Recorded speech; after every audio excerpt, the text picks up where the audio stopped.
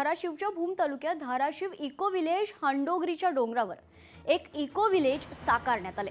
जमिनीवर 1.25 लाख झाडांची लागवड करण्यात आली आहे। 50,000 आयुर्वेदिक वनौषधी खरं तर वनस्पतींचा यात समावेश असून आंबा, अंजीर आणि इतर फळझाडांची लागवड करण्यात आली आहे। धाराशिवच्या भूम तालुक्यातील या हांडोगरी गावातील डोंगर रांगात आता उभा आहोत आणि तुम्ही पाहू शकता की या ठिकाणी एक धाराशिव इको विलेज उभारलेला आहे आणि येथील बाळासाहेब पाटील हांडोगरीकर यांनी आपल्या 300 एकर जमिनीवर 1.25 लाखापेक्षा जास्त झाड लावलेले आहेत आणि इथं ध्यान केंद्र आहे, बुद्ध विहार आहे आणि इथं स्विमिंग टँक आहे।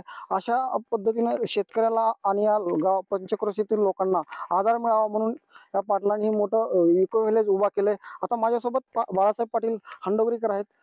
पाटील साहेब, काय सांगाल, काय उद्देश होता हे सगळं उभा करण्याचा?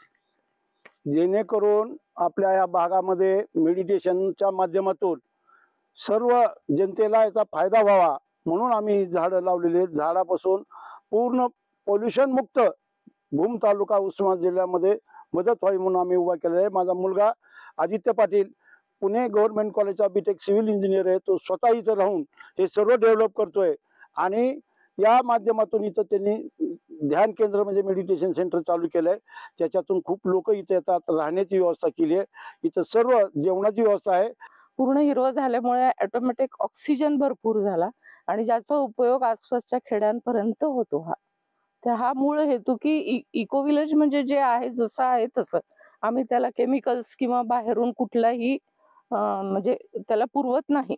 जे काय आहे ते आपणच जसे उगवतात तसे उगवतात झाडं आणि त्या पद्धतीने आम्ही ठेवलेली। कोणकोणती फळ झाडं लावलेत आपण? ह्यामध्ये ड्रॅगन फ्रूट आहे, संत्रा आहे, मोसंबी आहे, अंजीर आहेत, अशी नारळाची झाडं आहेत, म्हणजे फणस आहे, बरीचशी झाडे, हिरडा, भेडा, औषधी वनस्पती आहेत, ब्राह्मी वगैरे सर्व प्रकारची झाडे जितकी जमेल तेवढी आम्ही लावली आहेत त्याच्यामध्ये। काकासाहेब कांबळे, लोकशाही मराठी, हांडोगरी, धाराशिव। लोकशाही मराठी, ऐका, पहा, जागरूक रहा।